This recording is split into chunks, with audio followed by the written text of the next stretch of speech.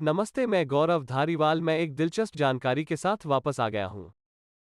आज मैं आपको बताऊंगा, एयरलाइंस के पायलट्स आखिर क्यों नहीं रखते हैं दाढ़ी और मूंछ।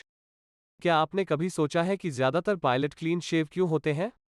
हो सकता है कि आप एक पायलट के रूप में करियर पर विचार कर रहे हो, लेकिन आपको क्लीन शेव रहना पसंद न हो।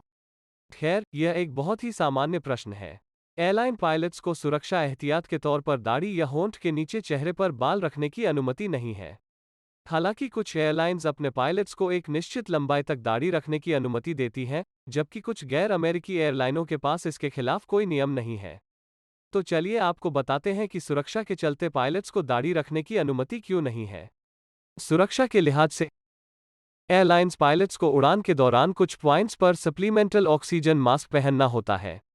ऐसा तब होता है जब विमान में कभी भी दबाव 12,500 फीट से ऊपर होता है या यदि दो पायलट्स में से कोई एक अकेले विमान उड़ा रहा है।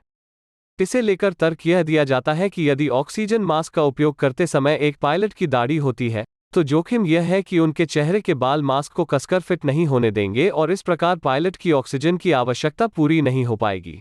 विमानन उद्योग में इस बात पर बहस चल रही है कि यह कितना सच है, लेकिन जब यात्रियों और चालक दल की सुरक्षा को खतरे में डालने की बात आती है तो अधिकांश एयरलाइंस बहुत रूढ़िवादी होती हैं।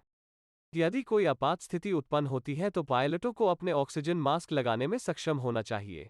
इसके साथ ही उन्हें यात्रियों की सुरक्षा बनाए रखने के लिए वो सब कुछ करना चाहिए जो वे कर सकते हैं।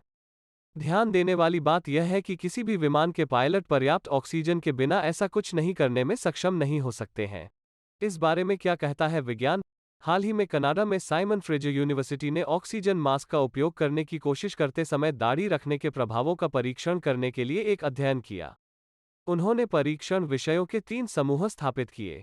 समूह में से एक के चेहरे पर बाल नहीं थे, एक के चेहरे पर सिर्फ हल्के बाल थे। वहीं आखिरी वाले समूह में लोगों के चेहरे पर दाढ़ी जैसे लंबे बाल थे। उन्होंने परीक्षण किया कि ऑक्सीजन का स्तर कैसा था यदि उनके चेहरे के बालों की अलग अलग मात्रा के साथ ऑक्सीजन मास्क का इस्तेमाल किया गया। इसमें निष्कर्ष निकाला कि समूहों के बीच कोई अंतर नहीं था और चेहरे के बाल होने से कोई फर्क नहीं पड़ता है।